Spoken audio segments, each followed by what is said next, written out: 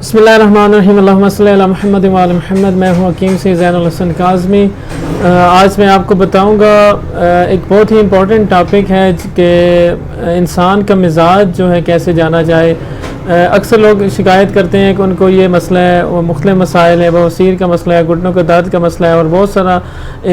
وہ علاج کروا چکے ہیں، خصوصاً لیڈیز کے جو مسائل ہیں، لیکن ان کا وہ مسئلہ کلیئر نہیں ہوتا۔ تو اس میں سب سے جو امپورٹنٹ چیز ہوتی ہے جو ہمیں دیکھنا پڑتی ہے وہ ہے انسان کا مزاج۔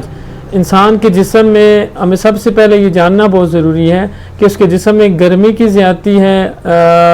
بلغم کی زیادتی ہے یا خشکی کی زیادتی ہے، کیونکہ اللہ پاک نے ایک نظام رکھا ہے جسم کے اندر۔ جب گرمی زیادہ ہو اس کو ہم طب میں صفرا کہتے ہیں، ایک صفراوی مریض ہے، جیسے اسے یرکان ہو جاتا ہے، پیلا یرکان، تو سب کو پتہ ہے کہ اور بندے کی زبان پہ ہوتا ہے کہ یہ گرمی ہوئی ہے، گرمی کا مریض ہے، تو طب میں اس کو کہتے ہیں صفرا کی زیادتی۔ یا بواسیر کا مسئلہ ہے تو بندے ہر کسی کو پتہ ہے کہ خشکی تیزابیت زیادہ ہے، تو طب میں اسے کہتے ہیں کہ جسم میں سوداویت بڑھ گئی ہے۔ اسی طرح جب کچا ریشہ آ رہا ہو، بلغم آ رہا ہو، تو وہ بلغم کی زیادتی ہوتی ہے۔ لیکن اس کی تشخیص بڑی ضروری ہے کہ اگر کسی کو کوئی بیماری ہے تو ہم اس کی تشخیص کیسے کر سکتے ہیں۔ تو ایک بہت ہی سمپل فارمولہ ہے۔ ایک تو سب سے پہلے میرا جو طریقہ کار ہے، ہم اس میں صبح کا پہلا پیشاب جو ہوتا ہے، فرسٹ یورین، وہ سفید بوٹل آپ لے کے 1.5 لیٹر والی بوٹل لیں، اس کے اوپر سے اسٹکر وغیرہ اتار دیں، اس کے اندر صبح کا فرسٹ یورین آپ کر کے وہ کلیئر تصویریں بنا کے سینڈ کر دیں، تو اس کا مزاج وغیرہ ساری چیزیں وہاں سے بھی کلیئر ہوتی ہیں۔ باقی اس کے علاوہ جو اس میں ایک ہے کہ یورین سی یا یورین ڈی آر ایک ٹیسٹ ہوتا ہے، یورین ڈیٹیل رپورٹ۔ اس میں پی ایچ لیول پیشاب کا جو ہوتا ہے وہ بھی کافی حد تک ہمیں ہیلپ کرتا ہے کہ مریض کی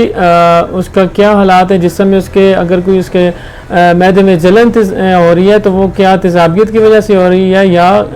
گرمی کی وجہ سے ہو رہی ہے، جسم میں کس چیز کی زیادتی ہے، کیونکہ مختلف بیماریاں جو ہیں اس میں مختلف مزاج کے لحاظ سے میڈیسن بھی دی جاتی ہے اور اس کی غذائی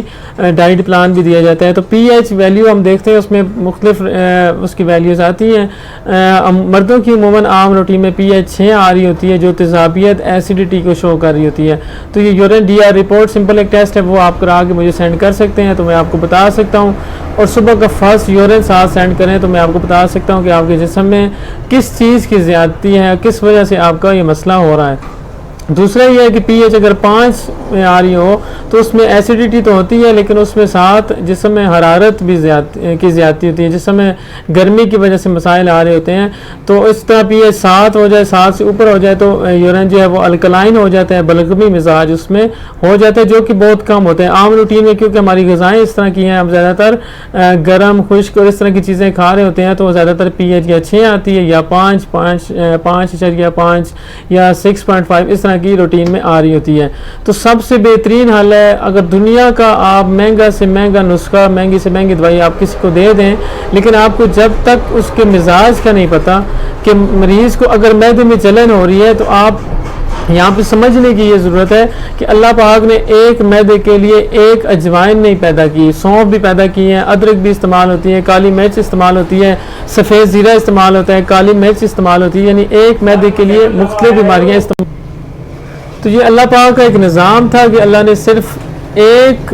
جڑی بوٹی پیدا نہیں کی۔ اب جو لوگ کہتے ہیں نا ایک ہی ہم دوائی دیں گے وہ ساری بیماریوں پہ کام کرے گی، کوئی بھی مسئلہ ہو، کوئی بھی پیشنٹ آ جائے، بچہ بڑا چھوٹا عورت مرد، اس سب کو وہ ایک ہی میڈیسن بتا رہے ہوتے ہیں۔ تو اس میں یہ مسئلہ ہے کہ اگر ایک ہی دوائی سب بیماریوں کا علاج ہوتی تو ہمیں اللہ پاک نے اتنی ہزاروں بوٹیاں جو پیدا کی ہیں وہ کرنے کی ضرورت نہ پڑتی، ایک چیز دے دیتے اور کہتے کہ یہ سب بیماریوں میں استعمال کر سکتے ہیں۔ معصومین کی جو روایت ہیں اس میں بھی مختلف بیماریوں کے لیے مختلف میڈیسن بتائی گئی ہیں۔ جب ان کے پاس کوئی پیشنٹ آیا ہے تو مولا جانتے تھے کہ اس مریض کو کیا دینا ہے، تو اس کے مطابق بتایا گیا ہے۔ اب اکثر یہ کیا ہوتا ہے کہ بہت اچھی سی میڈیسن لوگ مہنگی میڈیسن یوز کر رہے ہوتے ہیں، لیکن مسئلہ یہ آ رہا ہوتا ہے کہ انہیں کوئی فائدہ نہیں ہو رہا ہوتا، بجائے فائدہ کی انہیں نقصان ہو رہا ہوتا ہے۔ مثال کے طور پہ اگر کسی کے جسم میں صفرا کی زیادتی ہے، حرارت کی زیادتی ہے، تو آپ اسے گرم دوائی نہیں دے سکتے،